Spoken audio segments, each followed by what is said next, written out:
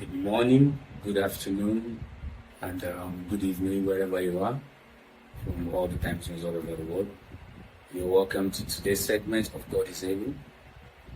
I am your host for today. I will be speaking on different topics in relations to different segments of the Bible, different parts of the Bible, from my own little understanding of an apologetic view of the words of God. So today's topic on the order for the service itself would be categorized into two different categories: the importance of Jesus' life, death, and resurrections, and connecting the dots in God's words. Because you see, a lot of people, especially even in the Christian community, really do not understand the full meaning of Jesus' death and resurrection, or let's say Jesus' life, death, and resurrection. Because this is actually a topic that happens to be a very sensitive one, so we'll treat it as careful as possible. So in order to be able to stick to the point itself, we have to also look at the dots and the narrative of the parables that God has been saying from the beginning of Genesis to Revelations. So today we will be handling some of the segments while we'll be continuing from the episode 3 and so on and so forth. So the first part of it is actually the creation of heaven and the earth and man. Number one, creation and the giving of the time itself. When God actually created the earth, so I would like us to actually check the Bible to be able to, stick to the exact way, like scriptures, and actually not go beyond or even beneath what the scripture itself has said.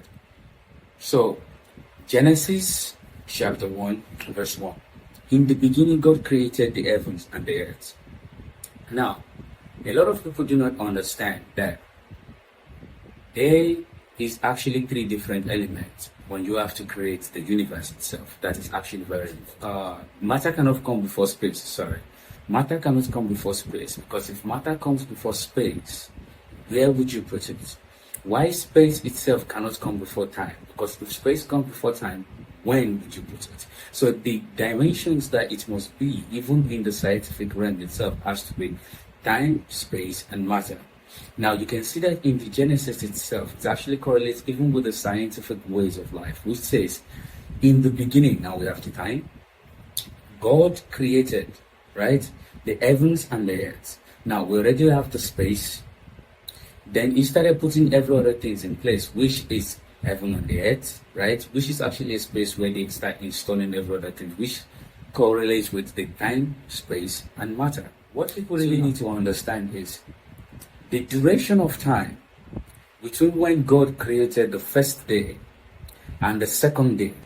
So the duration within the first day creation to the second day creation is something that we're never told. Because there is actually a time duration between the first day, which actually was the creation, and the second day. Now, when some people actually says the heaven and the earth itself might have been around for a couple of thousands of years, it might be right, and at the same time they might be wrong, because the amount of time that it actually took to create between the first day and the second day is something that we humans were not given information about, nor do we know. But if we actually look into the book of Second Peter, chapter 3, verse 8 to 9. It actually said, "But beloved, be not ignorant of this one thing, that one day is with the Lord as 1,000 years, and 1,000 years as one day." So if God himself proclaimed a day one, there is a possibility, if we are actually using the analysis of Peter, that day one itself, the duration between the first day and the second day would have been nothing less than 1,000 years. Because if it is just a day in God's presence, in the presence of humans, in the elements of humans, it might have actually been over 1,000 years. This is not our argument for today, but just to throw it out there, to let you understand that science cannot disprove God, for science itself proves more reason of why there is a creator and why we should all believe in God. So back on the topic. Now, God has created all these things. After creating every one of these things, He decided to create man and woman in His own image. Now, according to the Bible, if we look at the book of Genesis, chapter 1, verse 26, Genesis 1, 26 to 28, you would see that in that particular book, it actually says that on that particular day that Adam was created, Adam was not the only one that was created. Adam and a particular woman was created. Now, we do not know if it is Eve, because according to what the Bible itself said in verse 26, and God said, "Let us make man in our own image and after our likeness, and let them have dominion over the fish of the sea, and over the fowl of the air, and over the cattle, and over all the earth, and over every creeping thing that actually creepeth upon the earth." So God created man in His own image. In the image of God created him, male and female, created He them. Now, this is actually saying that two people were created on that particular day. That two people were actually created on that particular day. So who this particular first woman is, or woman is, was not explained to us by the Bible. But it is obvious by Genesis itself that Eve was not the first woman. Eve himself was actually created from the ribs of Adam. This was actually after another chapter, because if you read the Bible in the way it is, God already did created He them, which means He created both Adam and the woman on the sixth day. Now, why God Himself actually want Adam and Eve?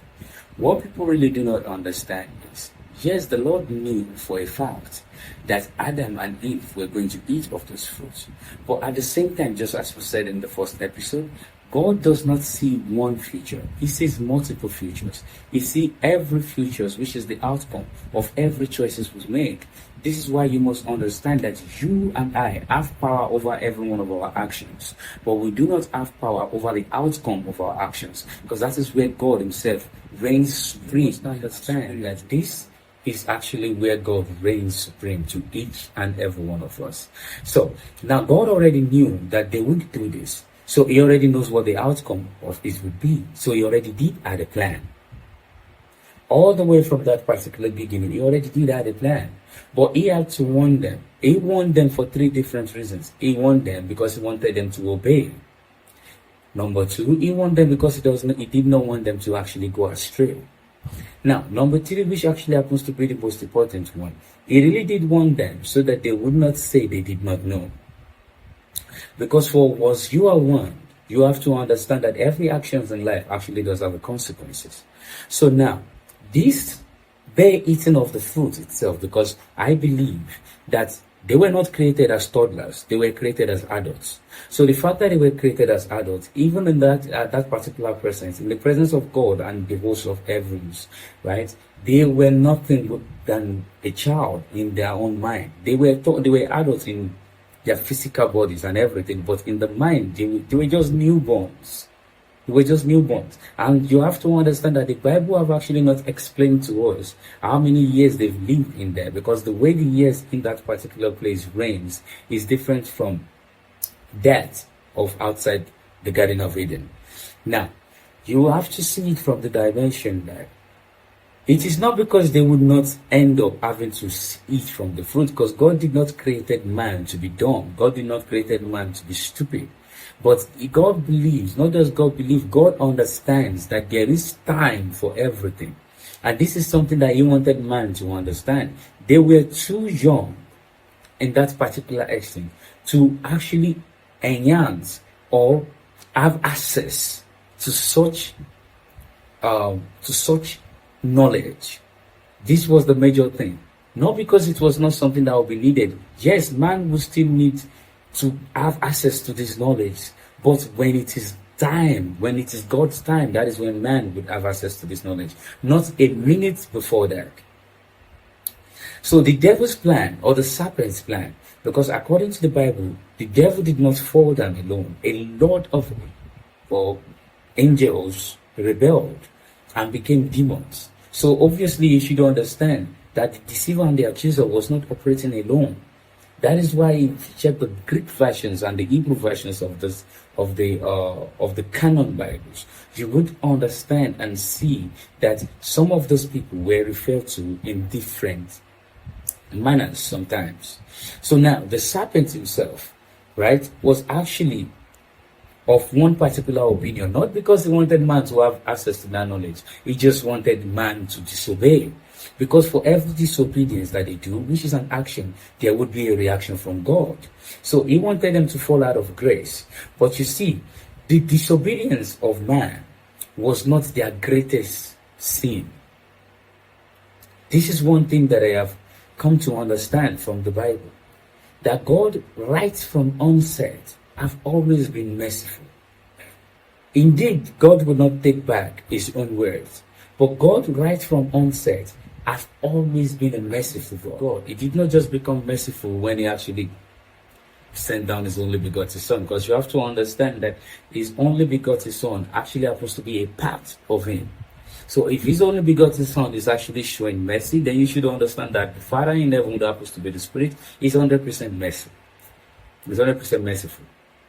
Now, just to throw this in there, for a lot of people that actually do not understand the Trinity itself, I want you to understand today that as a man, it actually takes three different elements to create just one being. It actually takes both your body, your soul, and your spirit.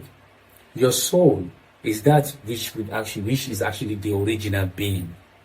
Now, while the spirit is what actually connects both the soul and the body together, which is the gift that we got from the breath that God puts into Adam. While your body is this particular physical body that will later decay. So, this is also one of the reasons why when Christ, Jesus Christ, comes back to life to come for the judgment, he is going to rise the body. That body that has gone to decay, it is going to be risen with him, because it must be in three different elements, because God himself is in three elements. If we were created in the image of our God, and we happen to be body, soul, and spirit, then it is obvious, without a shadow of doubt, that our God is also three elements in one. I'm just throwing that out there. So now, when the serpents did this particular thing, he wanted them to fall from grace. But that was not the biggest sin Adam and Eve committed. The greatest sin Adam and Eve himself committed, which I actually categorize as the fall of man, which was actually passing their responsibility to the serpents. I will give you an example of that in the Bible itself. Because when they were actually created, God gave them the rights and the responsibilities of every single thing he had created on earth. So now when he actually gave them the rights to do all those, they were responsible for everything that happens to them. But they did not actually stick to it. They decided to pass that responsibility to the serpents. I will give you an example of that in Genesis chapter 3, verse 9 to 15, which actually says, "And the Lord called unto Adam and said unto him, Where art thou?" You must understand that our God is omnipotent. He's omnipresent and he's always everywhere. He has always been everywhere and he will always be everywhere. So, our God asking Adam a question that he already has an answer to. He was asking Adam to actually see how Adam would respond to it. If you have a child and you kept your child at home to actually watch over the younger ones and watch over your properties, and you get home and you find that there is something wrong with your properties, and your child refuses to take responsibility for that particular thing missing, you will find it difficult to trust that child with those properties next time. Whoever you think is more responsible among them for that particular thing is the person you will put in charge of it, which is the same error that Adam and Eve actually did make. So, and the Lord called unto Adam and said unto him, Where art thou? And he said, I heard thy voice in the garden, and I was afraid, because I was naked. I was naked and I hid myself. And he said, Who told thee that thou wast naked? Hast thou not eaten of the tree? Have thou eaten of the tree? Wherefore I commanded thee that thou should not eat? God is asking a question that he already has an answer to. Excuse me. That he already has an answer to. And Adam immediately, instead of taking responsibility for his actions, he tried to blame God for the deed he has done.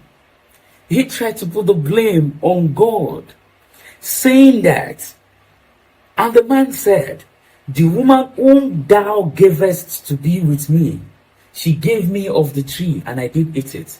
Now, he is not just passing the responsibility, he's passing the blame to God that you gave me the woman. I was sitting here minding my business. You decided to give me a woman, and the woman you gave to me decided that I should eat this. So I did. Now, why passing the blame on to God for giving him the woman? He was also passing the responsibility of their ordeal, of their mistake to the woman. So he was planning, he was passing the blame to God, while passing the responsibility of his own errors to the woman. Then God turned to the woman, and the Lord said, God said unto the woman, what is this that thou hast done? And the woman said, the serpent beguiled me, and I did eat it. Now, the woman refused to blame God, but the woman passed the responsibility and the blame onto the serpent. By doing this, they were passing the authority that they were already given over all those things created. All the things they were put in, because you have to understand, men were created as caretakers. It was their duty to watch over some set of God's properties. They decided to pass the responsibility of that said properties to the serpent. The serpent could have immediately said, no, God. No. When I told them to eat it, they could have said they don't want to eat it. But it didn't say so. Instead, the serpent kept quiet and took his judgment. By doing this, the right and the authority, which is their birthright, given unto them, was passed to the serpent. In order to revoke such thing, this was one of the reasons why Jesus had to descend to hell to actually get the key of life back. Now, when you hear the reference of Son of Man, Son of Man, Son of Man, it must be the Son of Man. But since God cannot be a man, and God cannot die, how does this particular redemption method, how does this particular redemption theory, how is it going to be able to work? This is where God had to decide a plan. Because you have to understand that God already saw the future where Adam and Eve eat that fruit. So he already had this plan. Or from onset, even before man was created, he already had the plan that after man does this, a part of him would descend as an incarnation from the seed and the womb of a man, of a woman. But it cannot come from the seed of the bosom of a man, because it would have to be part God. So now, God judged the serpent and judged every one of them. The serpent took his own punishment without actually saying, no, God, I told them, when I told them to eat it, why didn't they say no? He didn't say any one of such. He took it upon himself. By doing that, he received the birthright of Adam and Eve, which was the birthright of man. So, we will still come back to this when we get to the ending part of what's it called, of this particular sermon, to connect the dots. So now we are going to the second chapter, or the second chapter of this particular first sermon. This sermon is actually, this particular sermon and topic is actually divided into 6 chapters. We're going into the second part, which actually says connecting the dots, urging each and every one of you all around the world, my brothers, my sisters, to connect to my channel, to connect to this God-driven channel, in order to follow me on the journey of deciphering the importance and the necessity of Jesus Christ and why it is very important for him to come. Because on the part 2 of this particular sermon, which we will call the chapter 2 of this particular sermon, we're going to be treating connecting the dots of the Bible, where we would actually be discussing why God took some procedures, why God instructed some certain prophets, why God instructed some certain men in the Bible to move the way they moved and gave them the exact kind of instructions that he gave to them. So you could actually understand that from the onset, God was telling each and every one that these are my plans. A son, my only begotten son, will come, and I will sacrifice him for the usefulness and the good and salvation of humanity. So connect to the channel, as we'll be dropping the next one in a couple of days. And may God be with you. May you always find inner peace, and may you find God in all you do.